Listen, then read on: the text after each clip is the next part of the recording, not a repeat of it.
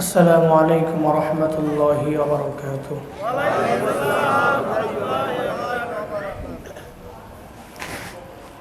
বরুণাবাসী সবাই কেমন আছেন? আলহামদুলিল্লাহ। আপনাদের ভালো থাকাটাই তো কাম্য। যে মালিক এত প্রতিকূল পরিবেশেও আপনাকে আমাকে সবাইকে ভালো রাখলেন, সুস্থ রাখলেন, এট ফার্স্ট ওই মালিকের শুকরিয়া সবাই আবারও আদায় করি আলহামদুলিল্লাহ। আসল নকল সব মিলিয়ে এই পর্যন্ত তো আমরা সুস্থ নাকি? কোভিড-19 আক্রান্ত কেউ আছেন নাকি? আবার এলাকায় নাই। এজন্য যে মালিক আজও পর্যন্ত সুস্থ রাখলেন, মহামারীতে এখনো আক্রান্ত হই নাই কেউ, এই জন্য আবারও করি আলহামদুলিল্লাহ। আজকের এই মাহফিল পেয়ে এলাকাবাসী খুশি না বেজার? কারা কারা বেজার হাত তোলেন? মাশাআল্লাহ, সবাই চৌকান্না আছে। আর প্রথম থেকে যদি আন্ডারস্ট্যান্ডিং খুব ভালো হয় তাহলে কিছু কথা বলা যাবে মনে হয়। তাহলে আজকের এই মাহফিলের প্রতি সবাই সন্তুষ্ট আছেন তো? আলহামদুলিল্লাহ। তাহলে শুধুমাত্র সন্তুষ্ট থাকলেই চলবে না, বরং একটা মাহফিলকে সফলতার সর্বোচ্চ শিখর পর্যন্ত পৌঁছাতে হবে। আর কেমনে পৌঁছানো যাবে? বলে এলাকার ধর্মপ্রাণ প্রত্যেকটা মুসলমান এই মাহফিলে এসে যখন থেকে বয়ান শুরু হয় ওই সময় থেকে আখিরি মোনাজাত পর্যন্ত সবাই থেকে সম্মিলিতভাবে সবাই আখিরি মোনাজাত দিয়ে বাড়িতে যদি যায় তাহলে ওই মাহফিলটা সফলতার মুখ দেখতে পায়। এই জন্য মাহফিলের প্রতি সন্তুষ্ট শুধু থাকলেই চলবে না, বরং প্রত্যেকটা মাহফিলে অ্যাটেন্ড করতে হবে। আপনারা যারা এসেছেন, কারা কারা আখিরি মোনাজাত দিয়ে বাড়িতে যাবেন, দুহাত তুলে মালিককে দেখা দিতে হবে। লিল্লাহি তাকবীর। পারবেন তো ইনশাআল্লাহ? অনেকে হাত তুলছে দুইটা, অনেকে তুলছে একটা, অনেকে তুলেই নাই। নিয়তেই প্রথমত ঘাবড়া, যে কোনো পরিস্থিতিতে চলে যাবে, এজন্য যাওয়া যাবে না। যেহেতু এসেই পড়েছি, সবাই আখিরি মোনাজাত দিয়ে বাড়িতে যাব। আল্লাহ তাআলা প্রত্যেককে তৌফিক দান করুন। সাউন্ড আরো বাড়বে। আলহামদুলিল্লাহ আলহামদুলিল্লাহিল্লাযী খালাকাল ইনসান ওয়া কাররামা ওয়া আল্লামাহু মিনাল বায়ানি মা লাম ইয়ালাম ফাসুবহানাল্লাযী লা ইহসা ইমতিনানুহু বিল লিসানি ওয়ালা বিল কালাম وأشهد أن لا إله إلا الله وحده لا شريك له لا ضد له ولا مثل له ولا مثيل له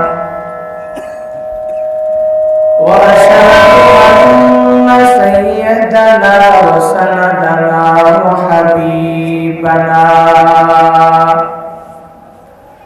وحبيب ربنا وطبيبنا وطبيب قلوبنا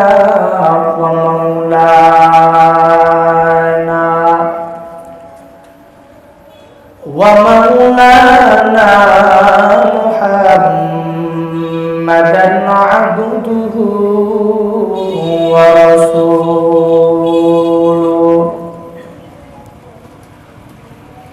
صلى الله تعالى عليه وعلى آله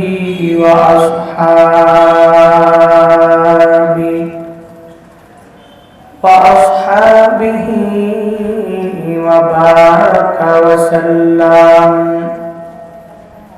وبارك وسلم تسليما كثيرا كثيرا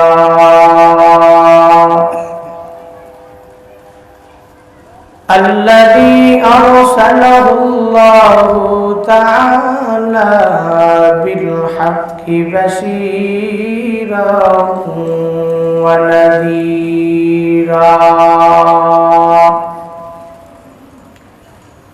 وداعيا إلى الله بإذنه وسراجا منيرا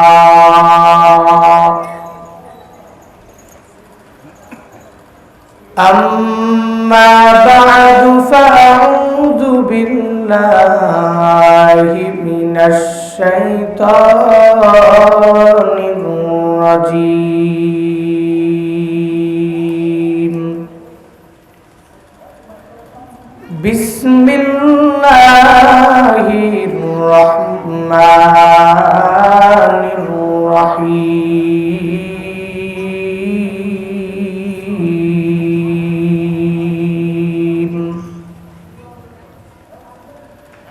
يوم لا ينفع مال ولا بنون إلا من أتى الله بقلب سليم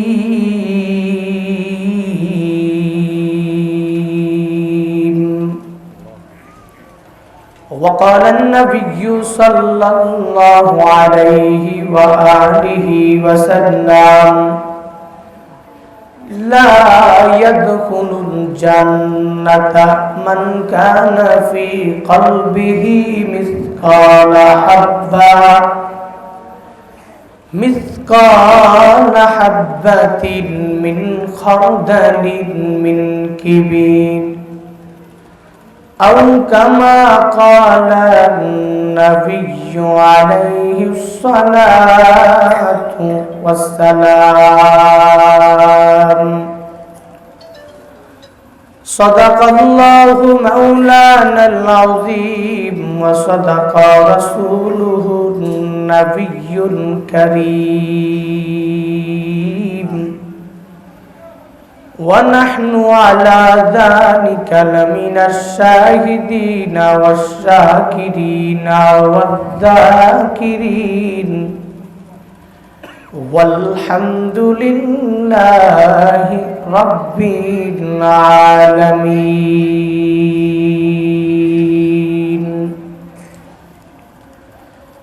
اللهم صل على محمد عدد ما في علم الله عدد ما في علم الله صلاة دائمة بدوام ملك الله اللهم صل على محمد وأنزله المقعد المقرب أنزله المقعد المقرب عندك يوم القيامة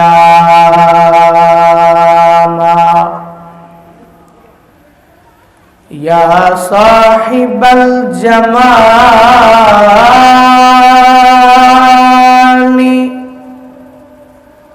ويا سيد البشر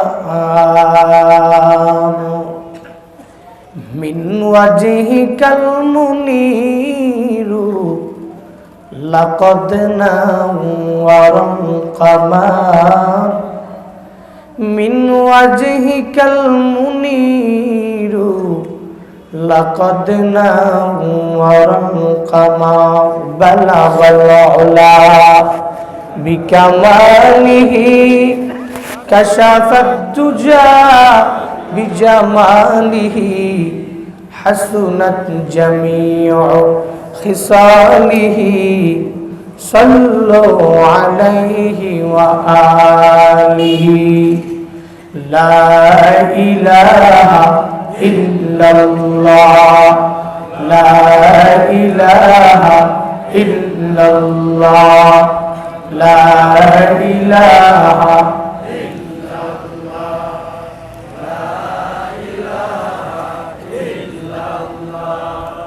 লা ইলাহা ইল্লাল্লাহ লা ইলাহা ইল্লাল্লাহ লা ইলাহা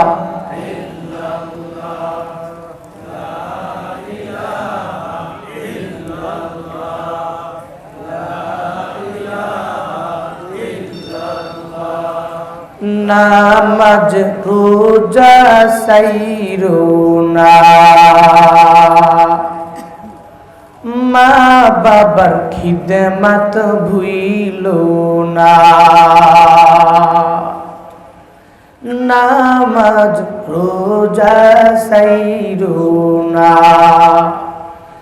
মা বাবার খিদমত ভুইলো না নামাজ রোজা সেরে দিলে মা বাবার খিদমত ভুইলা গেলে মা বাবার খিদমত ভুইলা গেলে মা বাবার খিদমত ভুইলা গেলে আল্লাহর জান্নাত পাবে না লা ইলাহা ইল্লাল্লাহ লা ইলাহা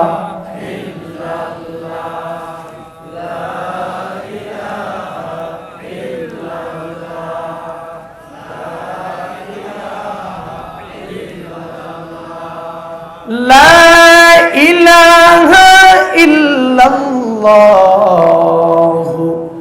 মুহাম্মাদুর রাসূলুল্লাহ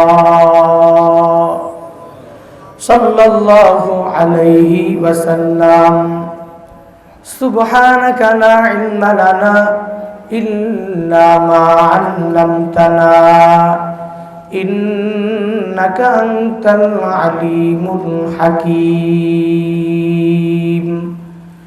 রব্বি ইশরাহ লি সাদরি ওয়া ইয়াসসির লি আমরি ওয়াহলুল 'উকদাতাম মিন লিসানি ইয়াফকাহু কওলি রব্বি জিদনি ইলমা রব্বি জিদনি ইলমা রব্বি জিদনি ইলমা রব্বি ইয়াসসির ওয়া লা তু'আসসির ওয়া তাম্মিম আলাইনা বিল খাইর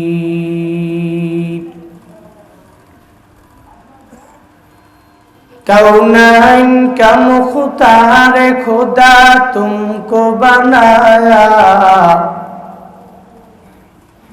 कौनैन का मुख्तार खुदा तुमको बनाया उम्मत की निगाहबान खुदा तुमको बनाया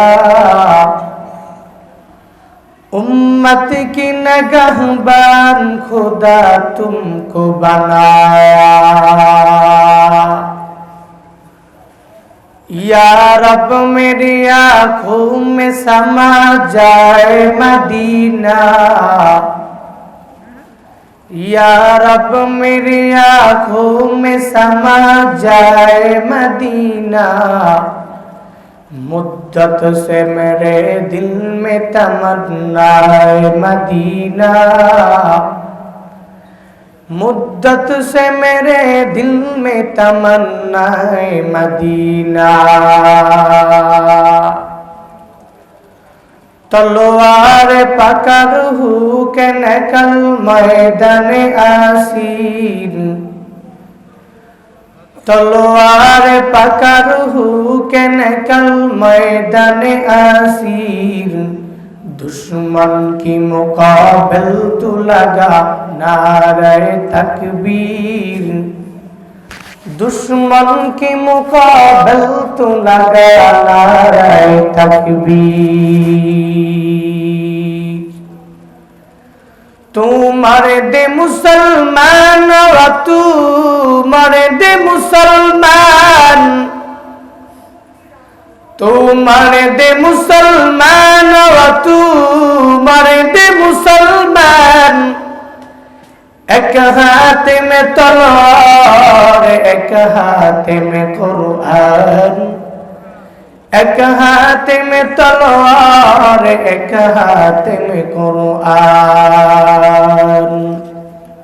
अल्हम्दुलिल्लाह निहायत काबिल एहतराम বরুণা দক্ষিণ পাড়া বাইতুল জান্নাত জামে মসজিদের উন্নয়ন কল্পে যুব সমাজের উদ্যোগে আয়োজিত 18তম বার্ষিক ওয়াজ ও দোয়ার মাহফিলের আজ 2রা এপ্রিল 2021 মহতী এই মুজমার সম্মানিত প্রধান অতিথি জনাব আলহাজ advocate Oliullah, Bangladesh supreme court, Dhaka. আজকের এই মাহফিলের সভাপতি, অত্র মসজিদ কমিটির সভাপতি জনাব মোহাম্মদ মুসলিম খান সাহেব, বিশেষ সম্মানিত আসন অলঙ্কৃত আজকের এই মাহফিলে অলঙ্কৃত করবেন হাজি মোহাম্মদ আমিন হোসেন সাউদ, বিশিষ্ট দানবীর বরুণা। আজকের এই মাহফিল উদ্বোধন করেছেন জনাব মোহাম্মদ আলতাফ হোসেন, উপস্থাপনায় হাফেজ মাওলানা মিসবাহ উদ্দিন, হাফেজ মাওলানা মোহাম্মদ রাশেদুল ইসলাম, সার্বিক তত্ত্বাবধানে জনাব মোহাম্মদ বরকতুল্লাহ সাউদ, সাধারণ সম্পাদক অত্র জামে মসজিদ। আজকের এই মাহফিলে বয়ান করেছেন হযরত হাফেজ মাওলানা মোহাম্মদ আব্দুল শাকুর আনসারী, গোপালগঞ্জ, হযরত মাওলানা হাফেজ আব্দুল শাকুর আজাদি, ইমাম ও খতিব, বরুণা কেন্দ্রীয় মসজিদ, হযরত মাওলানা মুফতি মোহাম্মদ সাদিকুল ইসলাম, ইমাম ও খতিব, বরুণা উত্তরপাড়া জামে মসজিদ। অনেক মুআজ্জাজ মুহতারাম মুকাররম উলামায়ে কেরামগণ আজকের এই আজিমুশ শান বরকতপূর্ণ মাজলিসে কোরআন এবং সুন্নাহ থেকে কথা বলেছেন। প্রত্যেকের জন্য প্রত্যেকে মন খুলে দোয়া করি, বারাকাল্লাহু ফি হায়াতিহিম ওয়া ইলমিহিম ওয়া আমালিহিম, সকলে বলি আমিন। দূর দূরান্ত থেকে আগত আল্লাহ প্রিয়, আলেম উলামা প্রিয়, দিন ধর্ম প্রিয়, আশিকিন, জাকিরিন, শাকিরিন, মুহিব্বিন, মুরব্বিয়ান, আওয়াম, কলিজার টুকরা সমবয়সী বন্ধুগণ, স্নেহের ছোট ও শ্রদ্ধেয় বড় ভাই, পর্দার অন্তরালে অবস্থানরত শ্রদ্ধেয়া সম্মানিতা মা ও বোনেরা, সৃষ্টির শ্রেষ্ঠ দয়াময় মায়াবান আল্লাহ পাকের দরবারে লাখো কোটি শুকর ও সুজুদ, যে মহান রব্বুল আলামিন আমাদেরকে ফিতনা ফাসাদের জামানায় বিভিন্ন ফিতনা ফাসাদ থেকে ফারেক করে দুনিয়ার ঝামেলার দিকে মুহতাজ না করে রাহমাতুল লিল আলামিনের হাদিসের ভাষ্য মতে এই বেহেশতের বাগানে, এই এলাকার, এই ইউনিয়নের, এই উপজেলার হাজারো মানুষ থেকে যাচাই করে বাছাই করে আল্লাহ তাআলা তার পরিপূর্ণ নেক নজর দিয়ে তাকিয়ে বিভিন্ন ঘরের সন্তানগুলোকে একসাথে সমবেত হয়ে কোরআন এবং সুন্নাহর নিসবতে, কোরআন এবং সুন্নাহর সঠিক কিছু দ্বীনি কথা বাস্তব জীবনে আমল করার লক্ষ্যে যে মালিক আমাদেরকে আসার, বসার, কিছু বলার এবং শোনার এত মহামূল্যবান সুযোগ দান করলেন, ওই মালিকের দেওয়া জবান দিয়ে, মালিকের দেওয়া শক্তি দিয়ে, মালিকের শেখানো কালিমাতুশ শুকর সকলে প্রাণ খুলে মন উজাড় করে চিল্লায় সমস্বরে পড়ি আলহামদুলিল্লাহ। সর্বাবস্থায়, সব জায়গায়, সব স্থানে প্রশংসা চলবে কার? জোরে বলেন আল্লাহ। এমনিতেই আপনারা মানুষ কম, যদি কথাও বলেন আস্তে আস্তে তাহলে কেমনে হবে? সর্বাবস্থায় প্রশংসা চলবে কার? বাড়ি নাই, গাড়ি নাই, কিচ্ছু নাই, ডে লেবার পারসন, একজন দিন মজুর, দিনে আনে দিনে খায়, শ্রমিক মানুষ, কোন রকম চলাফেরা। মানে এক কথায় তার মতো গরিব এলাকার মধ্যে আর কেউ নাই। এই বান্দা তার গরিবী হালাতে প্রশংসা করবে কার? গরিব বানানোর মালিক কে? গুলশানে উত্তরাতে ফ্ল্যাটের অভাব নাই, বাড়ি গাড়ির কোনো কমতি নাই, প্রাডুয়ার প্রিমিও পাজারো এলিয়ন গাড়ি অভাব নাই। এক কথায় বলে ধন দৌলতের দিক থেকে অনেক বড় একজন বড় ধনী, মোস্ট রিচেস্ট পিপল, এত বড় ধনী। এই বান্দাকে ধনী বানাইছে কে? ধনী হালাতেও প্রশংসা চলবে কার? ধনী বানানোর মালিক যে আল্লাহ, গরিব বানানোর মালিক আল্লাহ। গরিব ব্যক্তিটার ভিতরে আল্লাহর ভয় আর আল্লাহ যে একজন আছেন এই বিশ্বাস নিয়ে চলাফেরা করার কারণে, আর আল্লাহ তাআলা যা দিয়েছেন তার মধ্যেই বান্দা যদি মনে করে যে ইনাফ, কাফি, আমার সম্পদ আর লাগবে না, যথেষ্ট আমার সম্পদ, এই বান্দা যদি গরিবী হালাতে আল্লাহর প্রশংসা করতে পারে, সময়ের ব্যবধানে তাকে হিরো বানায় দিতে পারে কে? আল্লাহ। কিন্তু ধনী ব্যক্তির অন্তরের মধ্যে অহংকার থাকার কারণে, আত্মিক রোগ, হিংসা থাকার কারণে, লোভ, দুনিয়ার লোভ থাকার কারণে সময়ের ব্যবধানে ঢাকার শহরের লোকাল বাসের পথের ভিখারি বানাইতে পারে কে? আল্লাহ। আল্লাহ পারে কি পারে না? এরকম নজির আর প্রমাণ দলিল আছে না নাই? এই জন্য ধনী বানাইতে পারে আল্লাহ, গরিব বানাইতে পারে আল্লাহ। আবার বান্দাকে ধনী হালাত থেকে গরিব বানাইতে পারে, গরিব হালাত থেকে ধনী হালাতে নিয়ে যেতে পারে বলেই তো ইটস মাই গড আল্লাহ। ঠিক কি ঠিক না? It's our God Allah, it's our God Allah. Who is Allah? Allah is our own owner, Allah is our own guardian, nobody can help us without Allah. ঠিক কি ঠিক না? আল্লাহ তো আমার এমন আল্লাহ, বলে এটা আমার এমন গড আমার আল্লাহ। বলে কে আমার আল্লাহ জানো? বলে আল্লাহই তো আমার নিজস্ব একজন দাতা। ঠিক কি ঠিক না?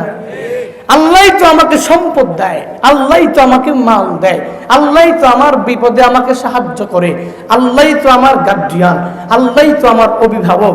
এটা আমার বানানো কথা না, আল্লাহ নিজেই বলেন আনতা মাওলানা ফানসুরনা আলাল কওমিল কাফিরিন। আল্লাহই হচ্ছে বান্দার মাওলা, আল্লাহই হচ্ছে বান্দার অভিভাবক, আল্লাহই হচ্ছে বান্দার গার্ডিয়ান। এজন্য গার্ডিয়ান যে ওই বিপদে ওই সন্তানের, ওই বান্দার সহযোগিতাও করতে পারে গার্ডিয়ান। এজন্য পৃথিবীর কেউ সহযোগিতা করতে পারে না আল্লাহ ছাড়া। এজন্য কোভিড-19 আর করোনা ভাইরাস যাই বলো না কেন, আশেপাশে যদি সেফটি গার্ড আর কম যদি না থাকে, বলে পুলিশ, র্যাব, বিডিআর, আর্মি অভাব নাই।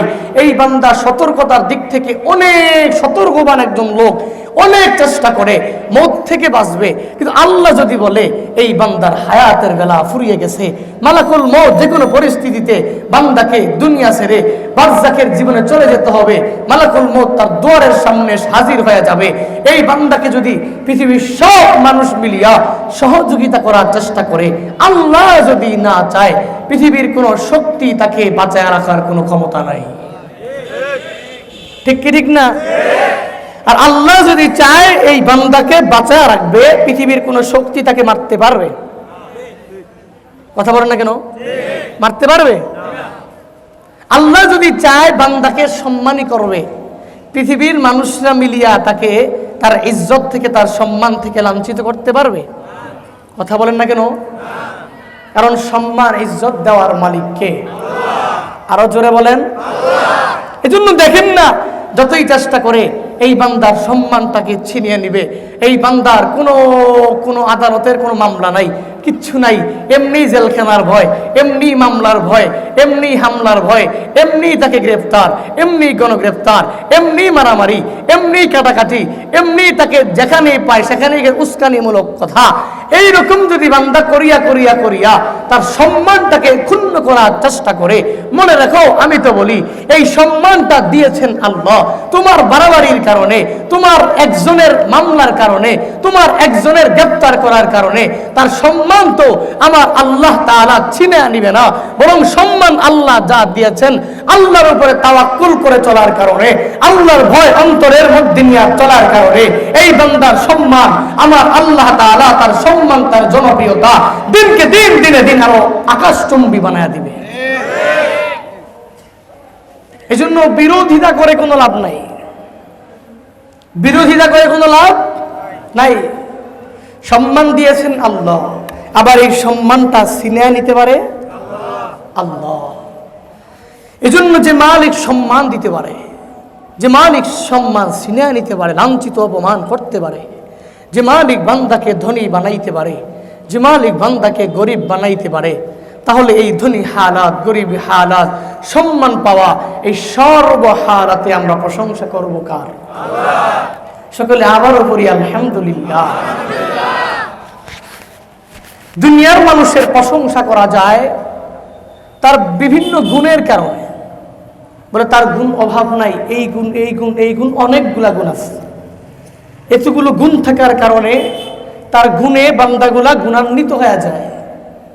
এত গুণে মানুষগুলোর কাছে গুণগুলাকে প্রকাশ করে, বলে তার সম্মানটাকে পরিপূর্ণ আকাশচুম্বী বানায় দেয় গুণ বর্ণনা করতে করতে। কিন্তু ওই লোকটাই যদি তার গুণের মাঝে একটা দোষ করে বসে, তাহলে দুনিয়ার মানুষ তার গুণের কথা ভুলে যায়, তার দোষগুলো পুরা এলাকার মধ্যে, সমাজের মধ্যে ভাইরাল করতেও দেরি করে না। কিন্তু আল্লাহ তো এর থেকে পরিপূর্ণ ব্যতিক্রম। আল্লাহ যদি চায় এই বান্দাকে ধনী বানাবে, বান্দা তার ধনী হালাতে আল্লাহর প্রশংসা করা লাগবে। আল্লাহ যদি চায় বান্দাকে গরিব বানায় রাখবে, এই বান্দা গরিবী হালাতেও আল্লাহর প্রশংসাই করা লাগবে। কোন মাধ্যমে গরিব বানানোর কারণে আল্লাহর নাশুকরিয়া করা যাবে না। এজন্য আমরা সর্ব হালাতে একজনের প্রশংসায় পঞ্চমুখ হয়ে থাকবো, তার নাম আল্লাহ। আরো জোরে বলেন না আল্লাহ। আপনারা একটু কথা বলতে হবে আমার সাথে, পারবেন তো ইনশাআল্লাহ? সুবহানাল্লাহ, আলহামদুলিল্লাহ, আল্লাহু আকবার একটু জোরে জোরে বলতে হবে, পারবেন না ইনশাআল্লাহ? আমি অনেকটা ক্লান্ত, তবুও বয়ান করতেছি। অবশ্যই এপ্রিল মাসে আমার নিয়ম অনুযায়ী, তালিমি মুরব্বির পরামর্শ অনুযায়ী এপ্রিলে বয়ান রাখার কথা ছিল না, তবুও কিছু প্রোগ্রাম এখনো রয়ে গেছে এপ্রিলে। I am very tired. I am a bit ill because I have suffered a lot in a few days. এতটা ক্লান্ত, এতটা পরিশ্রান্ত, বিগত দিনগুলোতে অনেক সফর করেছি, জার্নি করেছি, যার কারণে অসুস্থ শরীর নিয়েও আপনাদের সামনে কিছু কথা বলবো, আপনারা শুনবেন তো ইনশাআল্লাহ? বেশিক্ষণ বলবো না, যতক্ষণই বলি আল্লাহ তাআলা যেন আমলের নিয়তে আমাকে বলবার মতন, আপনাদেরকেও আমলের নিয়তে শুনবার মতন তৌফিক দান করেন। এই জন্য সবাই একবার করে সমস্বরে পড়তে হবে সুবহানাল্লাহ, আরো জোরে পড়তে হবে আলহামদুলিল্লাহ, আরো জোরে চিল্লায়া পড়তে হবে আল্লাহু আকবার। কষ্ট হয়েছে? সগীরা গুনাহ হয়েছে? কাবিরা গুনাহ কি হয়েছে? কম না বেশি? মদিনাওয়ালা নবী জানায়া দেয়, আমার যে উম্মত মুখ দিয়া একবার উচ্চারণ করবে, একবার পড়বে সুবহানাল্লাহ, একবার পড়বে আলহামদুলিল্লাহ, একবার পড়বে আল্লাহু আকবার, আল্লাহ তাআলা ওই সুবহানাল্লাহ বলনেওয়ালার জন্য, আলহামদুলিল্লাহ বলনেওয়ালার জন্য, আল্লাহু আকবার বলনেওয়ালার জন্য জান্নাতের মধ্যে এমন একটা বৃক্ষ আমার আল্লাহ তাআলা রোপণ করবে, বলে দ্রুতগামী একটা ঘোড়া ওই বৃক্ষের নিচে দিয়া যদি 400 বছর পর্যন্ত দৌড়ায়, ওই বৃক্ষের ছায়া শেষ করতে পারবে না। আবার মদিনাওয়ালা নবী জানায়া দেয়, আমার যে উম্মত মুখ দিয়া একবার উচ্চারণ করবে সুবহানাল্লাহ, একবার উচ্চারণ করবে আলহামদুলিল্লাহ, একবার উচ্চারণ করবে আল্লাহু আকবার, দুনিয়ার জমিন থেকে প্রথম আসমান প্রায় 13 কোটি 30 লক্ষ মাইল উপরে, আসমান থেকে জমিন পর্যন্ত যত খালি জায়গাগুলো আছে, কোন ধনী বান্দা যদি ওই খালি জায়গাগুলা পিওর খাঁটি স্বর্ণ দিয়া ভরাট করিয়া আল্লাহ রাস্তায় দান করে দেয়, ওই ধনী বান্দার আমলনামার মধ্যে যেই সওয়াব জড়ো হবে, বলে একবার সুবহানাল্লাহ বললে ওয়ালা একবার আল্লাহ তাআলা এই তাসবিহগুলো আমল প্রত্যেককে করার তৌফিক দান করুন। পবিত্র কালামুল্লাহ শরীফ থেকে আপনাদেরকে উদ্দেশ্য করে ছোট্ট একটি আয়াতে কারিমা তিলাওয়াত করেছি। প্রিয় নবী, শেষ নবী, সর্বশ্রেষ্ঠ নবী হযরত মুহাম্মদ রাসূলুল্লাহ সাল্লাল্লাহু আলাইহি ওয়াসাল্লামের অসংখ্য অগণিত অমীয় বাণী, লাখো লাখো হাদিসে শরীফ থেকে ছোট্ট একটি হাদিসের অংশ পড়েছি। আয়াতে কারিমা ও হাদিসে শরীফের উপর আমলের নিয়তে আমাকে কিছু বলবার মতন আপনাদেরকেও ইখলাস এবং রুহানিয়াতের সমন্বয়ে শোনার মতো তৌফিক, ধৈর্য, হিম্মত আল্লাহ পাক দান করুন। আল্লাহ তাআলা বলেন, ইয়াউমা লা ইয়ানফাউ মালু ওয়ালা বানুন ইল্লা মান আতাল্লাহ বিকলবিন সালিম। আল্লাহ বলেন কিয়ামতের ময়দানে লা ইয়ানফাউ মালু ওয়ালা বানুন, এই বান্দার দুনিয়াতে যত মাল আছে, সম্পত্তি আছে, এই মাল তার কাজে আসবে। কথা বলতে হবে, কাজে আসবে না। ওয়ালা বানু, মাল কাজে আসবে না বলে দুনিয়াতে তার সন্তান সন্ততির অভাব নাই। 40টা 50 জন, 70 জন, 100 জন। এই সন্তানগুলো দুনিয়াতে থাকা অবস্থায় অনেক বাহাদুরি করে। এলাকার মধ্যে বলে, এই সোসাইটিতে আমার মতো ছেলে সন্তান কারো নাই, আমি আমার পরিবার যদি একদিকে দাঁড়াই, পুরা সমাজ একদিকে যাও। আছে না নাই? সন্তান নিয়ে বড়াই করে, নিজের মাল নিয়ে বড়াই করে। আছে না নাই? এই জন্য আল্লাহ বলেন, এই মাল, এই সন্তান সন্ততি দুনিয়াতে তোমাকে হালকা ফায়দা দিলে দিতে পারে, আবার না দিলেও না দিতে পারে, কিন্তু কিয়ামতের ময়দানে তোমার এই মাল কোনো কাজে আসবে, সন্তান সন্ততি কোনো কাজে আসবে, বরং কি কাজে আসবে? ইল্লা, হরফে ইস্তিসনা এনেছেন আল্লাহ তাআলা। তবে শোনো কোনটা কাজে আসবে।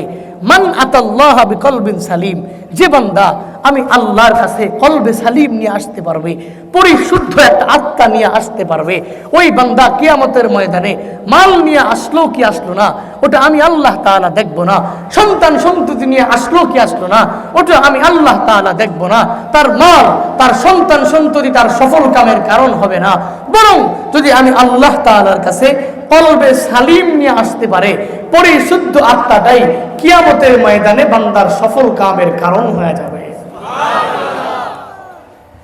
এই জন্য আমার ওই কলবটাকে কলবে সালিম বানাইতে হলে কি করা লাগবে? আমাকে তো আমার আত্মাকে পরিশুদ্ধ করতে হবে, আমাকে তো কলবে সালিম নিয়ে আল্লাহর কাছে হাজির হতে হবে। তা আমি কলবে সালিমটা কেমনে বানাবো? পরিশুদ্ধ আত্মা কেমনে বানাবো? আল্লাহ তাআলা নিজেই বলেন, ওয়াজারু যাহিরাল ইসমি ওয়া বাতিনা। আল্লাহ তাআলা জানায়া দেয়, ও দুনিয়ার ইমানদারের দল, তোমরা জাহিরি গুনাহগুলো ছেড়ে দাও। বলে জাহিরি গুনাহ হলো তোমাদের বাহ্যিক অঙ্গ প্রত্যঙ্গের মাধ্যমে যেই গুনাহ, ওই গুনাহগুলো ছেড়ে দাও। বলে বাহ্যিক অঙ্গ প্রত্যঙ্গ মানে বান্দা যেই হাত দ্বারা যেই গুনাহের কাজ করে, এই বান্দা পা দ্বারা যেই গুনাহের কাজ করে, এই বান্দা তার চোখের মাধ্যমে যেই গুনাহের কাজগুলা করে, এই বান্দা তার পুরা বডির বাহ্যিক যত অঙ্গ প্রত্যঙ্গ আছে, এই অঙ্গ প্রত্যঙ্গের মাধ্যমে যেই গুনাহের কাজগুলো করে, ওই বান্দা এই গুনাহের কাজগুলো ছেড়ে দেওয়া লাগবে। 2 নাম্বার, ওয়াজারু যাহিরাল ইসমি ওয়া বাতিনা।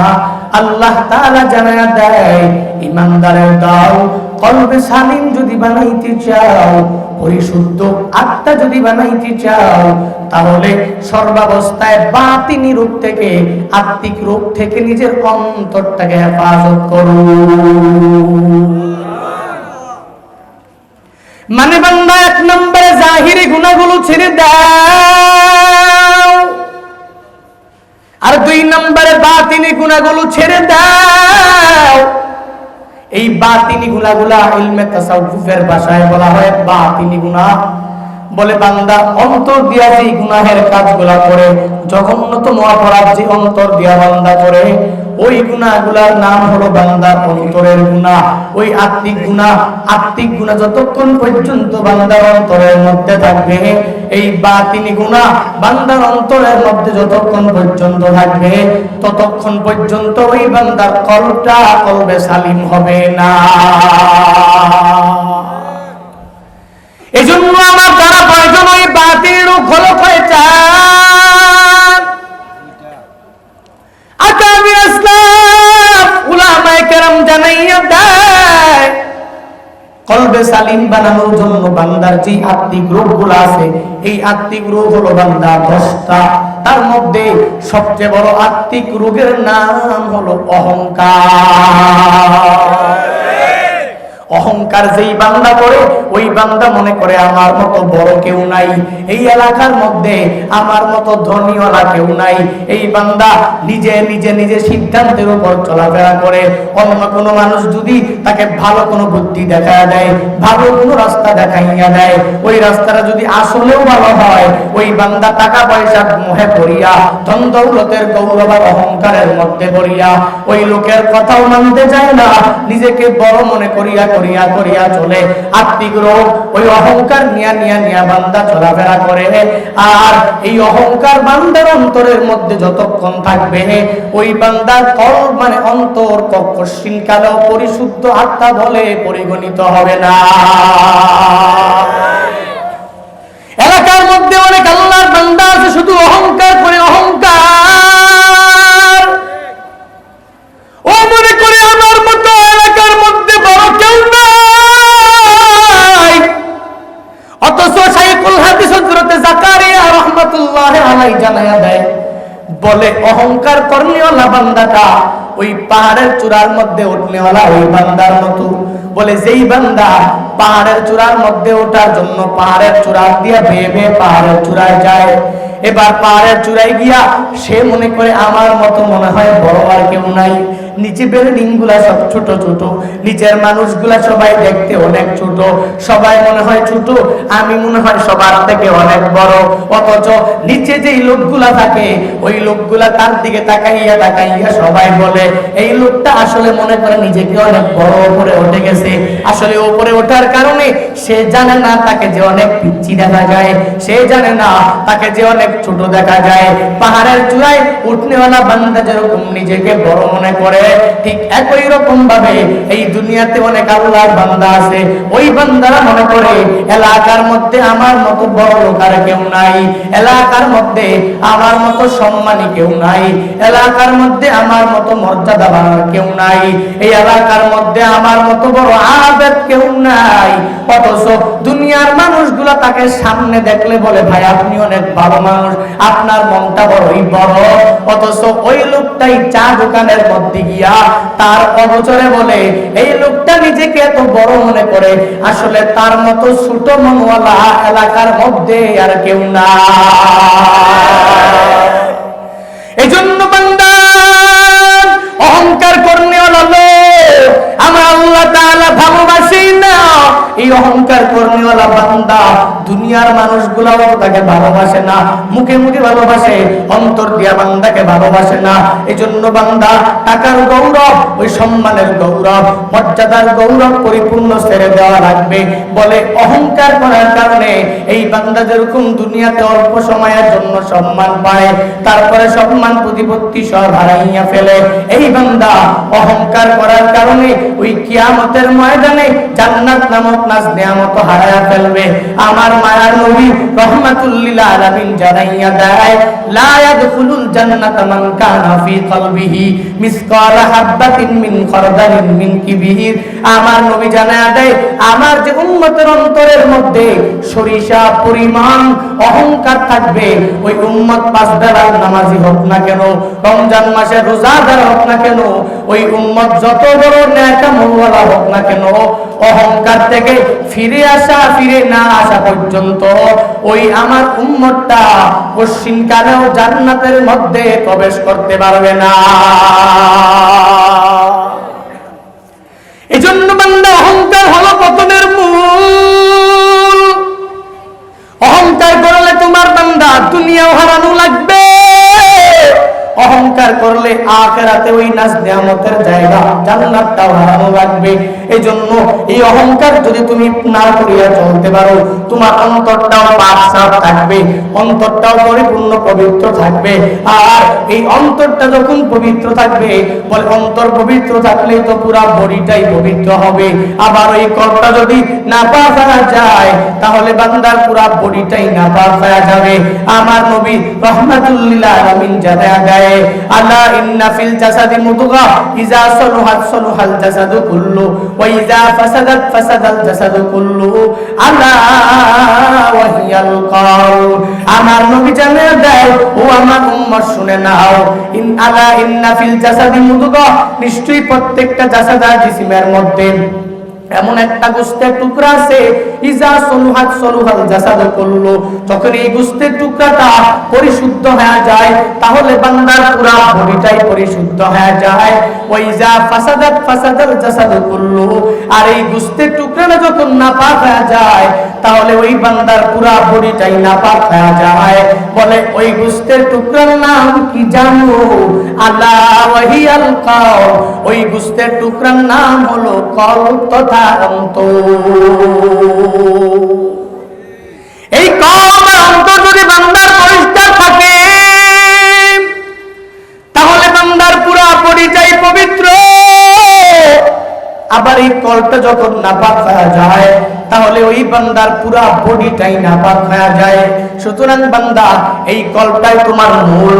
আত্মিক রোগ থেকে পরিপূর্ণ বেঁচে থাকতে পারলে, তাহলে কলবে সালিম নিজের অন্তরটাকে বানানো যাবে পরিপূর্ণ। কলবে সালিম নিয়ে কিয়ামতের ময়দানে আল্লাহর দরবারে ওঠা যাবে। এরে বান্দা, অহংকার করলে ওই আত্মিক রোগ ধরে গেলে তখন আর কলবে সালিম থাকে না, ওই কলটা নষ্ট হয়ে যায়, ওই কলটা পরিপূর্ণ ফাসিদ হয়ে যায়, ওই কলটা পরিপূর্ণ বাতিল হয়ে যায়। বলে অহংকার তো কোন মুসলমান বান্দা করতে পারে না, অহংকার তো কোন মুমিনে কামেল করতে পারে না, অহংকার তো কোন মানুষ করতে পারে না, অহংকার তো করতে পারে একজন, তার নাম হলো আমার আল্লাহ। দুনিয়ার মানুষগুলা কেমনে অহংকার করবে?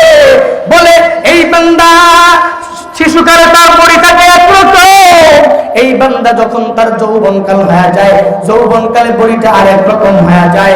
এই বান্দা যখন পৌরত্বকালে ঢুকে যায়, তাহলে বান্দার বডিটা পরিবর্তন হয়ে যায়। আবার এই বান্দার যখন একটা হাত থাকে না, সুন্দরভাবে চলাফেরা করতেও পারে না, একটা পা না থাকলে সুন্দরভাবে স্বাভাবিক জীবন যাপন করতেও পারে না। এই বান্দার চোখ না থাকলে এই বান্দা সুন্দরভাবে দেখতেও পারে না। এই বান্দা এত দুর্বল হওয়ার পরে কেমনে আবার নিজের টাকার বড়াই করবে, নিজের বডির বড়াই করবে, নিজের বডির উপরে তাওয়াক্কুল করে করে করে করে চলবে? বলে দুনিয়ার মানুষগুলা তো দুর্বল, দুনিয়ার মানুষগুলা অহংকার করতে পারে না, অহংকার করতে পারে একজন, তার নাম হলো আমার আল্লাহ। যেই মালিক আমার আসমানের মালিক,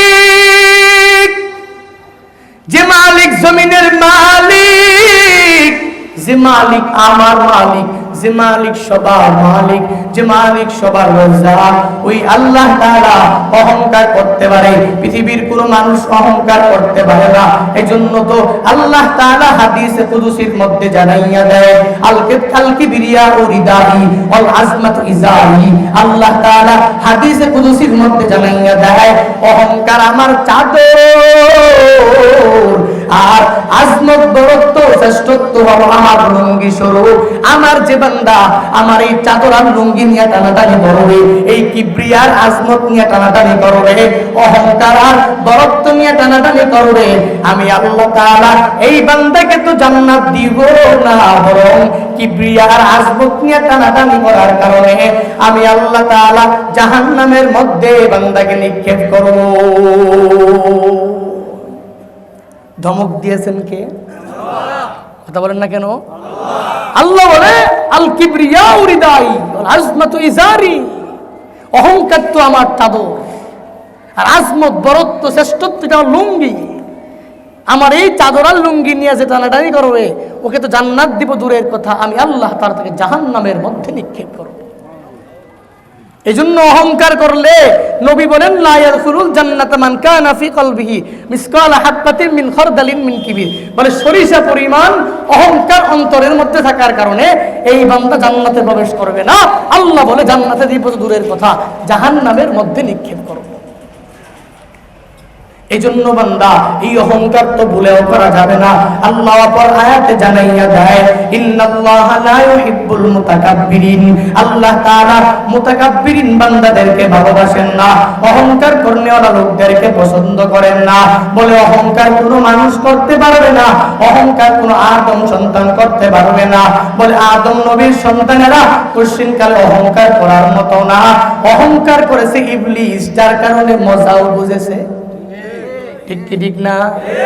আল্লাহ তাআলা যখন আদম নবীকে বানাইলেন, আদম নবীকে বানাইবার পর আল্লাহ তাআলা যখন সবাইকে অর্ডার করলেন ওয়াইজ ক্বালা রাব্বুকা লিল মালাইকাতি ইসজুদু লি আদম ফাসাজাদু ইল্লা ইবলিস আবা ওয়াস্তাকবারা ওয়া কানা মিনাল কাফিরিন।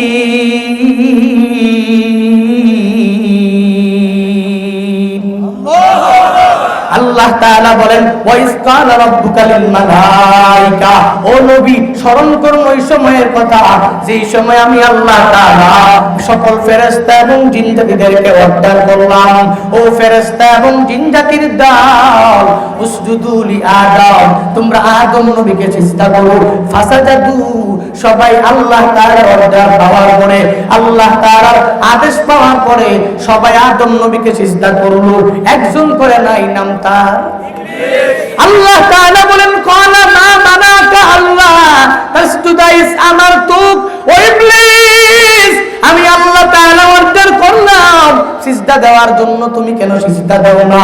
কে তোমাকে বাধা প্রদান করেছে সিজদা দেওয়ার জন্য? মা মানাকা আল্লাহ তাসজুদা ইস আমারতুক, আমি আল্লাহ তাআলা যে তোমাকে আদেশ করলাম, কে তোমাকে মানা করেছে, কে বাধা প্রদান করেছে সিজদা দেওয়ার জন্য? ইবলিস আমার মালিকের মা মানাকা সওয়ালের জবাব দেয়া দেয়, আল্লাহর কাছে বলে আল্লাহ আনা খায়রুম মিন, ও আল্লাহ আমি তো আদম থেকে উত্তম। বলে কিভাবে? খলাকতানি মিন নার ওয়া খলাকতাহু মিন তিন, ও আল্লাহ তুমি আমারে আগুন দ্বারা বানাইছো আর আদমকে মাটি দ্বারা বানাইছো, আমি আগুনের তৈরি একটা জিন, মাটির তৈরি মানুষকে কেমনে সিজদা করব? How this possible? It's impossible for me. Allah তাআলা বলেন সবার জন্য সিজদা দেওয়া হয়ে গেল পসিবল, সবার জন্য হয়ে গেল সম্ভব, তোর একা হয়ে গেল সম্ভব। যা যা, আমি আল্লাহ তাআলা অনেক বড় আবেদ তোকে বানাইছিলাম, আমি আল্লাহ তাআলা ইবাদতের ক্ষেত্রে তোকে সব আবেদদের লিডার বানাইছিলাম। এক নম্বরে আবা, এক নম্বরে অস্বীকার করলি, দুই নম্বরে ওয়াস্তাকবারা, নিজেকে বড় মনে করলি, অহংকার করলি, তুই আগুনের তৈরি আর আদম মাটির তৈরি। এই এক নম্বরে অস্বীকার, দুই নম্বরে অহংকার করার কারণে আমি আল্লাহ তাআলা তোর সব জিন্দেগির ইবাদতগুলো ধ্বংস করে দিয়া আমি আল্লাহ তোকে কাফেরদের অন্তর্ভুক্ত বানায় দিলাম। অথচ পৃথিবীর এমন কোন স্থান নাই যে স্থানের মধ্যে ইবলিসের কপালে সিজদা লাগে নাই। এত ইবাদত করার পরেও আমার আল্লাহ তাআলা একটা অর্ডার না মানার কারণে, অহংকার করার কারণে আমার আল্লাহ তাআলা কাফেরদের অন্তর্ভুক্ত বানায়া দিলেন। এর বান্দা এবার নিজেই নিজেই চিন্তা ভাবনা করো, আমি মুসলমান হওয়ার পরে, আমি একজন মুমিনে কামেল দাবি করার পরেও, আমি মুসলমানের ঘর জন্ম হওয়ার পরেও আমি তো আজ 5 বেলার নামাজের এক বেলাও পড়ি না, ফজর নাই, জোহর নাই, আসর মাগরিব এশাও নাই, সপ্তাহে জুমাটা পড়লে পড়ি, আবার না পড়লেও নাই। আবার ঈদের দিনের 2 দিন আগে আমি ওই গাউসিয়া আর কুড়িল বিশ্বরোডের বিভিন্ন বড় বড় মার্কেটের মধ্যে গিয়া আমার ফ্রেন্ড সার্কেলকে সাথে নিয়া মার্কেটিং করিয়া ঈদের নামাজে ঈদের ময়দানে গিয়া মুআনাকা মুসাফা করিয়া সুন্দরভাবে হাসি খুশি। আবার যদি এই এলাকা ছাড়িয়া অন্য কোনো এলাকায় আমি যাই, আমাকে যদি কেউ জিজ্ঞাসা করে এ যুবক তুমি মুসলমান না মুনাফিক? আমি বলি আমার মতো পাক্কা মুসলমান কেউ নাই।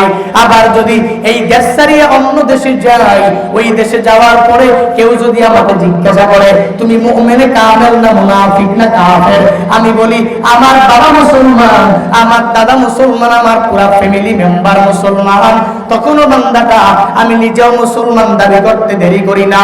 অথচ নামাজ নাই, রোজা নাই, নেক আমল নাই, আবার বান্দা অহংকার করিয়া করিয়া করিয়া বলে, গর্ব করিয়া করিয়া বলে আমার বাবা ছিল মুসলমান, দাদা মুসলমান, আমার দাদা মুসলমান, পাক্কা মুসলমান, তাহলে আমার নামাজ পড়াও লাগবে না, আমার রোজা রাখাও লাগবে না। এরে বান্দা এই অহংকার নিয়া নিয়া নিয়া তুমি বিচরণ করো। আমি তো মাঝে মাঝে চিন্তা ভাবনা করি, ইবলিস আমার মালিকের একটা অর্ডার মানে নাই, আর না মানার কারণে পরিণাম এমন হয়ে গেছে, আল্লাহ যদি কিয়ামতের ময়দানে আমাকে আর ইবলিসকে যদি দাঁড় করাইয়া দেয়, আর যদি ওই ইবলিসের সাথে সামঞ্জস্য লাগাইয়া বলে জবাব দাও, আমি তো জবাব দিতে পারবো না। আমার মনে হয় এই দেশের এই জাতির অধিকাংশ মুসলমান জবাব দিয়া আল্লাহ জান্নাতে যাওয়া যাবে না। এই জন্য বান্দা আমল তো কম, অহংকার করো তো বেশি, আমল নাই, আমল যাই করি আবার বলি আমার মতো এত বড় ইবাদত গুজার কেউ নাই, যাই বক্তাগিরি করি আবার বলি আমার মতো এত বড় খতিব এলাকার মধ্যে কেউ নাই, আমার মতো এত বড় বক্তা এই দেশের মধ্যে কেউ নাই, আমার মতো এত সুরওয়ালা কণ্ঠওয়ালা বক্তা এলাকায় কেউ নাই, আমি বলি আমার মতো এত বড় কোরআন সুন্নাহ হাদিসের জ্ঞানের অধিকারী আর কেউ নাই। যদি এভাবে নিজেকে এত বড় মনে করি, এরে বান্দা অহংকার বারবার বারবার করতে থাকলে অন্তরটা মরে যাবে। কলবে সালিম নিয়াও বান্দা তুমি ওই কিয়ামতের ময়দানে উঠতে পারবে না, আর কিয়ামতের ময়দানে কলবে সালিমটাই তোমার সফল কামের কারণ হয়ে যাবে। এই মাহফিল থেকে তালিম নিয়ে যাও, যতদিন বান্দা দুনিয়ায় বাঁচবা কলবে সালিম নিয়া নিয়া নিয়া নিয়া থাকবা। আর এই কলবে সালিম বানানোর জন্য বান্দা তোমার 2 নম্বরে লোভ থেকে নিজের আত্মাকে বাঁচানো লাগবে। ঠিক কি ঠিক না? এলাকার মধ্যে গ্রামের মধ্যে লোভী ব্যক্তি আছে না নাই? শুধু আল্লাহর কাছে শুধু দুনিয়া, শুধু দুনিয়া, শুধু দুনিয়া, টাকা দাও, পয়সা দাও, বাড়ি দাও, গাড়ি দাও, কিন্তু একটু ভাবে না যে আখিরাতের জন্য আমি আল্লাহর কাছে কি চাইতে পারলাম। আছে না নাই? কথা বলেন না কেন? আল্লাহর কাছে যখন চায় ওই বান্দা তো আল্লাহর কাছে দুনিয়া চায় না। এই বান্দা কিছু আছে আখিরাত চায়, কিছু আছে দুনিয়া চায়, আবার কিছু আছে জাহান্নামের আযাব থেকেও মুক্তি চায়। আছে না নাই? এই জন্য আত্মিকগুলো 1 নম্বরে কি? অহংকার। কথা বলেন না কেন? 2 নম্বরে হলো লোভ। এই জন্য লোভ করা যাবে না। লোভ করলে কি হয় জানেন? বলে লোভ করলে দুনিয়াও হারানো লাগে, আখিরাতও হারানো লাগে। ঠিক কি ঠিক না? লোভ করার কারণে নবী বলেন আল হারিসু মাহরুম, লোভীরা বঞ্চিত হয়ে যায়। লোভীরা আখিরাত থেকে যেরকম বঞ্চিত হয়ে যায়, এই লোভীরা দুনিয়া থেকেও বঞ্চিত হয়ে যায়। ঠিক কি ঠিক না? এরকম নজির এলাকার মধ্যে আছে না নাই? এত লোভ, টাকা পয়সা, বাড়ি গাড়ি, বাড়ি গাড়ি, শুধু লাগবে, শুধু লাগবে আমার দুনিয়া। এই জগতে হায় সে বেশি চায়, যার আছে ভুরি ভুরি, রাজা হস্ত করে সমস্ত কাঙালের ধন চুরি। আছে না নাই প্রবাদ? হ্যাঁ, এই জন্য আমার লাখ টাকা হয়েছে হবে না, আরো দরকার। ঠিক কি ঠিক না? আরে লোভ করলে পরিণতি কি হয় জানেন? বলে প্রামাণ্য করে এক ঘটনা, হযরতে ঈসা আলাইহিস সালাতু ওয়াস সালামের নাম শুনি নাই আমরা? শুনেন নাই? ঈসা নবীর কাছে এক ইহুদি আইসা প্রশ্ন করলো, জিজ্ঞাসা করা আরম্ভ করলো, ও পয়গম্বর আপনার সফর সঙ্গী আসেনি? বলে থাকলে বা না থাকলে তোমার কি? বলে আমি ইহুদি, আপনার সফর সঙ্গী হয়ে হয়ে থাকতে চাই, আমি আপনার সাথী হয়ে হয়ে আপনার সাথে চলতে চাই। ঈসা নবী বলে অসুবিধা নাই, তাহলে তুমি আমার সাথেই থাকবা, আমার সফর সঙ্গী হয়ে হয়ে হয়ে তুমি আমার সাথে চলাফেরা করবা। এই কথা বলার পর ঈসা নবী ওই ইহুদিকে সাথে নিয়ে এক জায়গায় যাওয়ার জন্য যখন রওনা করলেন, ঈসা নবী ইহুদির সাথে নিয়ে 3টা রুটি নিয়ে যখন রওনা করলেন, একটু পরে যাওয়ার পরে ঈসা নবীর সামনে এক শহরতলি পড়লো। ওই শহরতলির মধ্যে ঈসা নবীর পেটের মধ্যে বড় ক্ষুধা লাগলো। ঈসা নবী বলে, ইহুদি তোমার কাছে 3টা রুটি আছে? বলে হ্যাঁ হ্যাঁ। বলে একটা রুটি তুমি খাও, আর একটা আমাকে দাও, আর 3 নাম্বার রুটিটা তোমার কাছে রেখে দাও। আমি আমার কিছু পার্সোনাল কাজ আছে, ওই পার্সোনাল কাজটা করিয়া এই শহরতলির মধ্যে আসিয়া 3 নাম্বার রুটি খাইয়া আবার গন্তব্যস্থানে যাওয়ার জন্য রওনা করব। ইহুদি বলে, ও গোসাই অসুবিধা নাই, ও পয়গম্বর অসুবিধা নাই, আপনি একটা খান আমি একটা খেলাম, 3 নাম্বার রুটিটা আমি আমার কাছেই রেখে দিলাম। ঈসা নবী একটা রুটি খাওয়ার পরে যখন তার কাজের মধ্যে চলে গেলেন, ওই কাজ থেকে আসার পর ঈসা নবী ইহুদির কাছে আয়েশা জিজ্ঞাসা করে, ও ইহুদি 2টা রুটি আমি আর তুমি মিলিয়া খেয়েছি, 3 নাম্বার রুটিটা দাও, 3 নাম্বার রুটি খাইয়া গন্তব্যস্থানে যাওয়ার জন্য রওনা করব। ইহুদি ঈসা নবীকে ডাক দিয়া বলে, পয়গম্বর 2টা রুটি আমি আর আপনি মিলিয়া খেয়েছি, 3 নাম্বার রুটিটা আমার কাছে দেওয়ার পরে এই রুটিটা কোথায় যেন গেল, আমি নেই নাই, আমি খাই নাই, কে নিয়েছে এটা আমি নিজেও দেখি না। ঈসা নবী বলে, কেমন ব্যাপার, একটু আগে তো তোমার কাছে রেখে গেলাম, এখন বলো তোমার কাছে এই রুটিটা নাই, কে নিয়েছে কে খেয়েছে? বলে আমি জানি না। অসুবিধা নাই, তাহলে আমার সাথে সামনে চলো। ঈসা নবী ইহুদিকে নিয়ে যখন সামনে অগ্রসর হয়ে গেলেন, একটু পরে যাওয়ার পরে ঈসা নবী তাকে চেক করার জন্য বিভিন্ন পরীক্ষার সম্মুখীন তাকে করানো আরম্ভ করলেন। ঈসা নবীর সামনে একটা বকরি আর 2টা বাচ্চা বললো। ঈসা নবী ওই বকরির একটা বাচ্চাকে তার কাছে টেনে আনিয়া ওই বকরিটাকে জবে করিয়া বলল, আল্লাহর হুকুমে তুমি ভুনা হয়ে যাও। আল্লাহর হুকুমে ওই বকরিটা ভুনা হয়ে গেল। বকরির বাচ্চা ভুনা হওয়ার পরে ঈসা নবী আর ইহুদি 2জনে মিলা পরিপূর্ণ পেট করে খাওয়ার পরে এবার ঈসা নবী ওই আরেকটা বকরির বাচ্চার দিকে তাকাইয়া বলে, ও বকরির বাচ্চা, তুমি যেরকম ছিলা আমার মালিকের হুকুমে আবার ওই রকম হয়ে যাও। বলে ঈসা নবী এই কথা বলতে দেরি, আমার আল্লাহ তাআলার উসিলা নিয়ে চাইতে দেরি, ওই বকরির বাচ্চা আগের মতো হইতে 1 সেকেন্ড পরিমাণ আর দেরি না। ঈসা নবী বলে, ইহুদি সাধারণ মুজিজা আমার, এই মুজিজা দিয়েছেন আমার যে আল্লাহ, ওই আল্লাহর শপথ নিয়ে বলো রুটিটি কোথায়, কে নিয়েছে কে খেয়েছে? এবার ইহুদি ঈসা নবীকে আগের মতোই জবাব দেয়, আমি জানি না, আমি খেই না, আমি নেই না, কে নিয়েছে দেখিও না। ঈসা নবী বলে, অসুবিধা নাই, আমার সাথে সামনে চলো।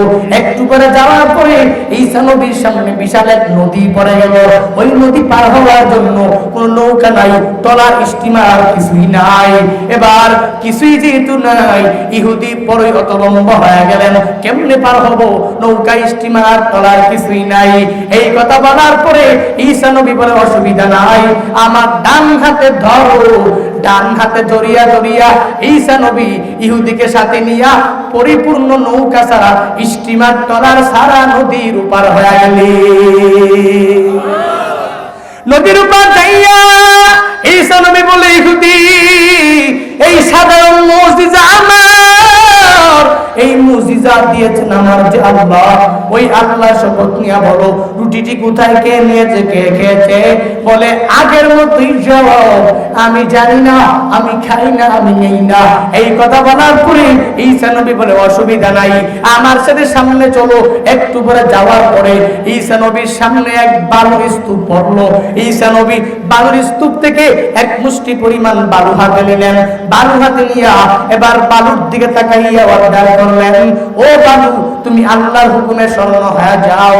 এই কথা বলতে দেরি, ঈসা নবীর মুষ্টির বালু আল্লাহর হুকুমে স্বর্ণ হতে দেরি না। ঈসা নবী এবার কেমন একটা ফাঁদ ইহুদির সামনে পাতলেন। ইহুদিকে বলে, ইহুদি স্বর্ণগুলাকে 3টা ভাগ করো। বলে 1 ভাগ তুমি নাও, আর 1 ভাগ আমাকে দাও, আর 3 নাম্বার ভাগ ওই আল্লাহর বান্দাই নিবে, যেই বান্দা 3 নাম্বার রুটি ভক্ষণ করেছে। ইহুদির মাথা তো পুরাই গরম। ইহুদি বলে, সাধারণ একটা রুটি খেয়েছি তো কি হয়েছে?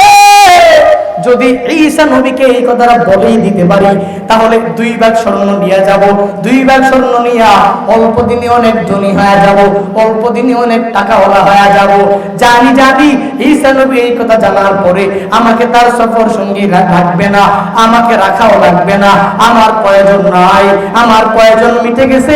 আমার কাছে সবাই এখন আশা লাগবে আমি এলাকার মধ্যে সবচেয়ে বড় ধনী হয়ে যাব। ঈসা নবীর কাছে যখন স্বীকার করে ফেললেন 3 নাম্বার রুটিটা আমি ভক্ষণ করেছি, ঈসা নবী বলে, 1 ভাগ তুমি নাও, 2য় ভাগটাও তুমি নাও, 3য় ভাগটাও তুমি নিয়ে নাও।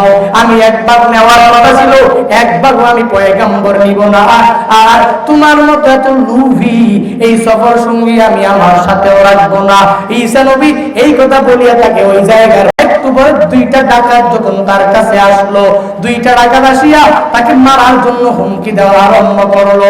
মেরে তার 3 ভাগ স্বর্ণগুলা সবগুলা নিয়ে যাবে। এবার ইহুদি মনের মধ্যে বড় কষ্ট, ইহুদি ডাকাতদেরকে ডাক দিয়া বলে, ও ডাকাতের দাও, আমাকে মারার কোনো প্রয়োজন নাই, 3 ভাগ স্বর্ণ আছে, চল আমরা 3 জন লোক, 1 ভাগ আমি নিয়ে যাই, তোমরা 2 জন মিলিয়া 2 ভাগ নিয়ে যাইও। ডাকাতদেরকে এই কথা বলার পরে ডাকাতরা সম্মতি দিয়া দিলেন, বলে অসুবিধা নাই, যেমন কথা ওই রকম কাজ যেন হয়, কোনো মুনাফিকি যাতে ভিতরে না হয়। ইহুদি বলে অসুবিধা নাই। ইহুদির বিবেকের মধ্যে শুধু উল্টা পাল্টা বুদ্ধি খেলে। ওই ইহুদি ওই ডাকাত 2 জনকে ডাক দিয়ে বলে, তোমরা 2 জন আমার পেটের মধ্যে বড় ক্ষুধা, একজন যাও আমার জন্য যা কিছু খাবার নিয়ে আসো। এই কথা বলিয়া এবার যখন ইহুদি 2 ডাকাতের কাছে প্রস্তাব উত্থাপন করলেন, 2 ডাকাতের মধ্যে পরামর্শ করিয়া একজন খাবার আনার জন্য গেলেন। একজন খাবার আনতে গিয়া এবার মনে মনে ওই ডাকাতরা নিজে চিন্তা ভাবনা করে, 3 ভাগ স্বর্ণ যদি তারা 2 জনে 2 ভাগ নিয়ে যায়, আমি পাবো 1 ভাগ, এই 1 ভাগ নিয়ে আমি বড় ধনী হতে পারবো না, 1 ভাগ দিয়ে আমার কিচ্ছু হবে না, তাহলে আমার 3টা ভাগ পাওয়া লাগবে। কেমনে সম্ভব? বলে আমি আমার এই খানার মধ্যে বিষ মিশাইয়া ওই 2 জনকে মেরে ফেলবো, আর 3 ভাগ স্বর্ণ নিয়ে অল্প দিনে ধনী হয়ে যাইব। এই কথা চিন্তা ভাবনা করিয়া ওই খানার মধ্যে যখন বিষ মিশাইয়া দিলেন, বিষ মিশ্রিত খাবার নিয়া তখন আসতে আরম্ভ করলেন। ওদিকে ওই ইহুদিয়া ডাকাত মিলিয়া চিন্তা ভাবনা করে, ইহুদি ডাকাতকে ডাক দিয়ে বলে, ডাকাত ওই 3 নাম্বার লোকটা যদি খাবার নিয়ে আসে, আসার পরে ও 1 ভাগ নিয়ে যাবে, আমরা 2 জন 2 ভাগ নিয়ে যাব, 1 ভাগ করে প্রত্যেকের ভাগে পড়বে, তাহলে 1 ভাগ নিয়ে বড় লোক হতে পারবো না। চলো ওই লোকটা খানা আনতে দেরি, তাকে আমরা মারতেও দেরি করবো না। আল্লাহর কুদরতের কারিশমা, ওই লোকের বুদ্ধি 2 জনকে মারবে, এই 2 জনের ফন্দি তাকে মারবে। ওই খানা নিয়ে আনতে দেরি, ওই 2 জনে মিলিয়া তাকে লাঠি দিয়া মাথার মধ্যে আঘাত করিয়া দুনিয়া থেকে যখন বিদায় করে দিলেন, এবার একজন বিদায় হয়ে গেল, 2 জন রয়ে গেল। বলে এই 3 ভাগ স্বর্ণ 2 ভাগ করে নিয়ে যাও, 1.5 ভাগ করে হবে, বলে অল্প দিনে অনেক ধনী হয়ে যাব। ইহুদি ওই ভাগটা করার আগে ডাকাতকে ডাক দিয়া বলে, ও ডাকাত, আমার পেটের মধ্যে তো আসলেই বড় ক্ষুধা, চলো এই খানাগুলা খাইয়া ওই 3 ভাগ স্বর্ণ ভাগ করিয়া বাড়িতে চলে যায়, অনেক বড় ধনী হয়ে যায়। ডাকাত বলে অসুবিধা নাই, খেয়ে নেওয়া যাক। ওই খাবার খাইয়া, ওই খাবার খাওয়ার পরে তাদের পুরা বডিটাই বিষ মিশ্রিত হয়ে গেল। বলে বিষ মিশ্রিত খাবার খাইয়া ওই 2 জনও নাই, ওই 3 নাম্বার লোকটাও নাই। বলে কি বোঝা গেল? ইহুদি নাই, 2 ডাকাত নাই, 3 ভাগ স্বর্ণ পরে আছে। মালিকের কুদরত আমার নবীর হাদিস অনুযায়ী লোভ অন্তরের মধ্যে থাকার কারণে স্বর্ণ পরে আছে, ওই স্বর্ণের মালিক একজনও দুনিয়ায় বেঁচে না। এই জন্য বান্দা এই আত্মিক রোগ, এই লোভ নিয়ে যদি চলাফেরা করো, এই দুনিয়াতে চলাফেরা করার কারণে লোভ যদি তোমার অন্তরের জান্নাতের মধ্যে বান্দা থাকে তাহলে দুনিয়াও হারানো লাগবে, দুনিয়ার সম্পত্তি থেকে মাহরুম হয়ে যাওয়া লাগবে, আখিরাতেও বান্দা জান্নাত নামক নেয়ামতের জায়গা হারানো লাগবে। এই মাহফিল থেকে তালিম নিয়া যাও। যতদিন বান্দা দুনিয়ায় বাঁচবা অহংকার মুক্ত জিন্দেগি গঠন করিয়া চলাফেরা করবা, যতদিন দুনিয়ায় বাঁচবা পরিপূর্ণ লোভ মুক্ত জিন্দেগি নিয়ে চলাফেরা করতে হবে। এর বান্দা বলে এই আত্মিক রোগগুলা যদি নিজের অন্তর থেকে মুক্ত করতে পারো আর এই কলবে সালিম যদি কলটাকে বানাইতে পারো, ওই কিয়ামতের ময়দানে আমার আল্লাহ তাআলা তোমাকে জান্নাতের অধিপতি বানাবে। আর এই আত্মিক রোগগুলা নিয়ে যদি ওই বারজাকের জীবনে যাও, কিয়ামতের ময়দানে যাও, তাহলে যাওয়ার পরে এই আত্মিক রোগগুলা তোমার জাহান্নামের কারণ হয়ে দাঁড়াবে। এই আত্মিক রোগের কারণে কলবে সালিম হবে না, অহংকার তোমার জাহান্নামের কারণ হবে, লোভ করার কারণে তুমি আখিরাতে জান্নাতটাও হারাইতে হবে, বলে হিংসা করার কারণে তোমার পরিপূর্ণ জান্নাতটাও হারানো লাগবে। এর বান্দা ওই কিয়ামতের ময়দানে জান্নাত যদি পেতে চাও আর জাহান্নাম থেকে যদি মুক্তি চাও, তাহলে সর্বাবস্থায় আত্মিক রূপগুলা থেকে হেফাজত করিয়া চলো। কত বান্দা মনে করে জাহান্নামের আগুন শুধু হুজুররাই বলে, শুধু বলে জাহান্নামের আগুন, শুধু জাহান্নামের আগুন। এই জাহান্নামের আগুন কি দুনিয়ার কোন আগুনের মতো নাকি? বলে না, এই জাহান্নামের আগুন তো দুনিয়ার কোন আগুনের মতো না। এই জাহান্নামের আগুন কত ভয়ঙ্কর! এই জাহান্নামের আগুনের ভয়ঙ্কর কথা বলতে গিয়া ইমাম আবু হানিফা রাহমাতুল্লাহ আলাইহি তার মুসনাদুল ইমামিল আযম কিতাবের মধ্যে হাদিস উল্লেখ করেছেন, জাহান্নামের মধ্যে বান্দাগুলা হাজার বছর বজ্জরিত হওয়ার পরে ওই জাহান্নামের মধ্যে দুই বান্দা আমার মালিকের হান্নান আর মান্নান কথা মনে করিয়া তখন চিৎকার করা আরম্ভ করবে আর বলা আরম্ভ করবে, ইয়া হান্নান ইয়া মান্নান। জাহান্নামের দুই ব্যক্তি এভাবে যখন হান্নান আর মান্নান বলা আরম্ভ করবে, রুহুল আমিন সাইয়্যিদুল মালায়েকা হযরত জিবরাইল আলাইহিস সালাতু ওয়াস সালাম ওই জাহান্নামের বাহির থেকে ওই দুই বান্দার কন্দন গলা শুনিয়া আরশে আজিমের সামনে গিয়া আমার মালিককে ডাকা আরম্ভ করবে আর বলা আরম্ভ করবে, ও মালিক, জাহান্নামের মধ্যে আপনার দুই বান্দা হান্নান আর মান্নান বলে কান্না করে। এই কথা বলার পরে আল্লাহ তাআলা জিবরাইলকে জানাইয়া দিবে, ও জিবরাইল, এখন বলো কি চাও? জিবরাইল বলবে, আল্লাহ, জাহান্নামের দুই ব্যক্তি এভাবে যখন হান্নান আর মান্নান বলেছে আমার হাতে গিয়া পরিপূর্ণ টাচ লেগে গেছে। ও আল্লাহ, আমি চাই এই হান্নান বলনেওয়ালা মান্নান বলনেওয়ালা লোকগুলা আপনার সামনে হাজির করার জন্য। এই কথা বলার পরে এবার আল্লাহ তাআলা অর্ডার দিয়া দিলেন, ও জিবরাইল, যাও ওই জাহান্নামের ভিতর থেকে হান্নান বলনেওয়ালা মান্নান বলনেওয়ালা লোকগুলাকে যায় নিয়ে আসো। জিবরাইল আমার মালিকের অর্ডার পাইয়া ওই জাহান্নামের মালিক দারওয়ান ফেরেশতা ওই মালিক ফেরেশতার কাছে গিয়া মালিক ফেরেশতাকে বলা আরম্ভ করবে, ও মালিক ফেরেশতা, ভিতরে যাও, যায় দেখবা দুই বান্দা হান্নান আর মান্নান বলে কান্না করে, এই দুইজনকে ধরিয়া আমার কাছে নিয়ে আসো। মালিক ফেরেশতা জাহান্নামের ভিতরে পুরো জাহান্নাম খুঁজার পর ওই জাহান্নামের মধ্যে শুনতে পাবে হান্নান বলতেছে, মান্নান বলতেছে, বলনেওয়ালা লোকগুলাকে পাওয়া যায় না। মালিক ফেরেশতা আসিয়া জিবরাইল আমিনকে ডাক দিয়া বলবে, ও জিবরাইল, জাহান্নামের মধ্যে হান্নান বলনেওয়ালা মান্নান বলনেওয়ালা লোকগুলাকে আমি খুঁজে পাই না। এবার আমার মায়ার নবী তো জানাইয়া দেয়, বলে একটা মা তার সন্তানটাকে যেমনে চিনে, একটা বাবা তার সন্তানটাকে যেমনে চিনে, বলে মা সন্তানটা যদি পুরুষাকার হয়ে যায় ওই মাটা চিনতেও সেকেন্ড পরিমাণ দেরি হয় না। ঠিক একই রকম ভাবে ওই মাটা সন্তানটাকে যেরকম চিনে ওই জাহান্নামের মালিক দারওয়ান ফেরেশতা জাহান্নামের গজবপ্রাপ্ত বান্দাদেরকেও ঠিক একই রকম ভাবে চিনে। অথচ মালিক ফেরেশতা এসে বলবে, ও জিবরাইল, জাহান্নামের মধ্যে দুই ব্যক্তি হান্নান আর মান্নান বলে চিৎকার করে, আমি তো তাদের দুইজনের আকৃতি খুঁজে পাইলাম না। জিবরাইল আমার মায়া নবীর আরশে আজিমের সামনে গিয়া আবার কুদরতি পায়ের মধ্যে সিজদায় পড়ে যাবে, মালিককে বলা আরম্ভ করবে, ও মালিক জাহান্নামের মধ্যে ওই দুই লোকগুলাকে খুঁজে পাইলাম না। এবার আল্লাহ তাআলা নিজে ওই লোকেশনটা যখন জানা দিবে, যা বলবেন, ও জিবরাইল মালিক ফেরেশতাকে গিয়া জানাইয়া দাও অমুক জায়গার অমুক স্থানে এই বান্দাগুলা চিৎকার করতেছে।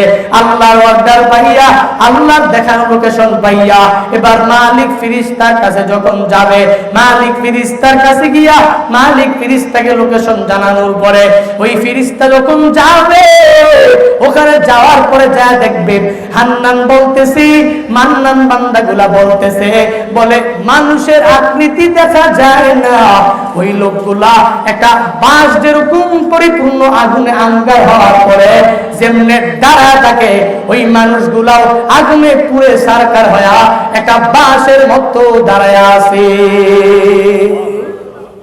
মালিক ফেরেশতা ওই বাঁশগুলোকে সামনে আনিয়া ওই জিবরাইলের কাছে দেওয়ার পর জিবরাইল আমিন আমার মালিকের কাছে বলবে, ও মালিক এই দুই বান্দা আপনাকে হান্নান আর মান্নান বলিয়া কান্না করতেছে, ওই দুই বাঁশ আকৃতির ওই দুই মানুষটা আমার মালিককে আল্লাহর সামনে দাঁড়াইয়া শুধু চিৎকার করবে আর বারবার বলা আরম্ভ করবে, ও মালিক দুনিয়াতে গুনাহের কোনো কমতি করি নাই, দুনিয়াতে আল্লাহ খতিব সাহেবদের কথা মানিয়া চলি নাই, দুনিয়াতে কলবে সালিম নিয়ে চলতে পারি নাই, দুনিয়াতে অহংকার করেছি, দুনিয়াতে অনেক গুনাহের কাজ করে ফেলেছি রে আল্লাহ।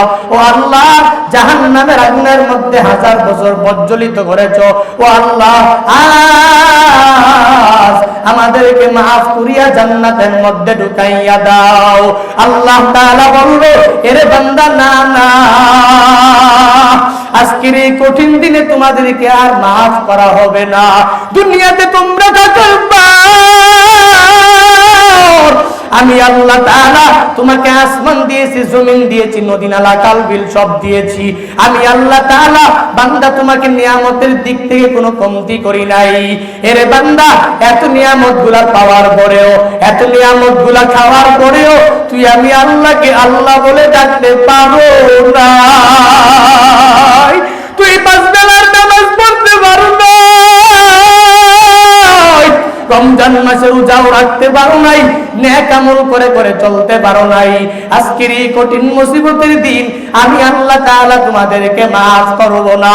তখন ওই দুই বান্দা আমার মালিককে ডাক দিয়া বলবে, আল্লাহ ও আল্লাহ দুনিয়াতে শুনেছি আপনার একটা নাম নাকি হান্নান, ও আল্লাহ দুনিয়াতে শুনেছি আপনার একটা নাম নাকি মান্নান, ও আল্লাহ ওই হান্নান নামের উসিলা দিলাম, মান্নান নামের উসিলা দিলাম, ও আল্লাহ আমাদেরকে মাফ করে দেন। তখন আমার আল্লাহ তাআলা ওই বান্দার প্রতি পরিপূর্ণ মায়া ভরা দিল নিয়ে বলবে, এরে বান্দা জাহান্নামের আগুনের মধ্যে 1000 বছর প্রজ্বলিত হওয়ার পরেও, 1000 বছর এভাবে আগুনে অঙ্গার হয়ে যাওয়ার পরেও আমি মাওলার হান্নান নামের কথা ভুলে যাস নাই, আমি মাওলার মান্নান নামের কথা ভুলে যাও নাই, জীবনে একবার ঈমান আনার কারণে যাও, আমি আল্লাহ তাআলা এই লাস্ট অন্তিম মুহূর্তে তোমাকে জাহান্নাম থেকে বাঁচাইয়া তোমাকে জান্নাতের অধিপতি বানাইয়া দিলাম।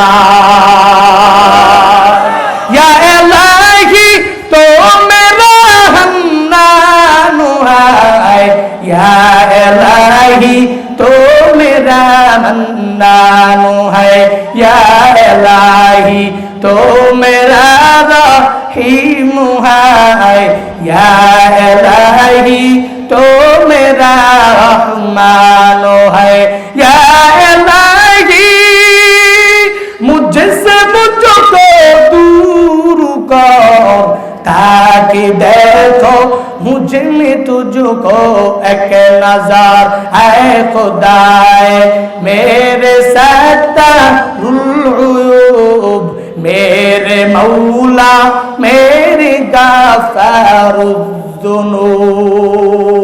সুতরাং বান্দা, ওই জাহান্নামের আগুন অনেক ভয়ঙ্কর হবে।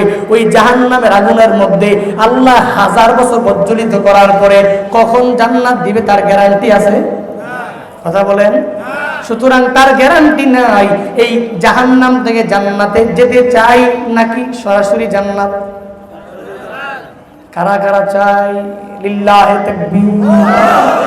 চান তো ইনশাআল্লাহ। জান্নাতে যাওয়ার জন্য কাজ করা লাগবে কি লাগবে না? এখন যদি কেউ মনে করে যাক সুযোগ একটা পেয়ে গেছি, হান্নান আর মান্নানের নামের উসিলা দিয়ে আল্লাহর কাছে মাফ চাইলে জান্নাত যাওয়া যাবে, না না। এরে ভাই, নিজের বিবেক দিয়ে যদি বিবেচনা করেন, আমি যে এই বাজারে আসলাম, বাজারে না কোথায়, এই যে কি জানি একটা বাজার আছে না এখানে, কি জানি নাম বাজারে, মুরাপাড়া বাজার। ওই বাজারে আসার পরে যদি কমিটির সব লোকেরা গিয়া আমার দেখার সাথে সাথেই আমার গাড়িটা ভাঙচুর কইরা, আমারে মারিয়া ধরিয়া জুতার মালা গলায় দিয়া, তারপরে যদি একটু আনার পরে সবাই নারে তাকবীর আল্লাহু আকবার দিয়া জুতার মালাটা খুইলা ফুলের মালা দিয়ে যদি আমারে আনে, আমার সম্মানটা আদৌ রইছে? কথা কয় না? নিজের বিবেক দিয়া বলেন, সম্মান আছে আমার? হ্যাঁ, বলে জুতার মালা দেওয়ার পরে ফুলের মালা যদি 1000 দেওয়া হয়, আমার সম্মানটা যেরকম নাই। এরে বান্দা, জাহান্নামের আগুনের মধ্যে জ্বলতে জ্বলতে বান্দা আঙ্গার হয়ে যাবে, তারপরে আল্লাহ তাআলা জান্নাতের অধিপতি বান্দাকে বানাবে। তাহলে ওই জাহান্নামে লাঞ্ছিত অপমানিত হওয়ার পরে আমাদের ওই জান্নাত প্রয়োজন নাই। আমরা সরাসরি আল্লাহর জান্নাত যেতে চাই কি চাই না? সরাসরি আল্লাহ তাআলা আমাদের প্রত্যেককে জান্নাতুল ফিরদাউস নসিব করে। সকলে বলি আমিন, আর জোরে বলি আমিন। এজন্য জান্নাতে যাওয়ার জন্য অহংকার মুক্ত জিন্দেগি, হিংসা মুক্ত জিন্দেগি গঠন করব। সর্বাবস্থায় আত্মিক রোগগুলো থেকে নিজের অন্তরকে হেফাজত করে চলবো। রাজি আছি ইনশাআল্লাহ। আল্লাহ তাআলা আমাদের প্রত্যেককে তৌফিক দান করুন। সকলে বলি আমিন।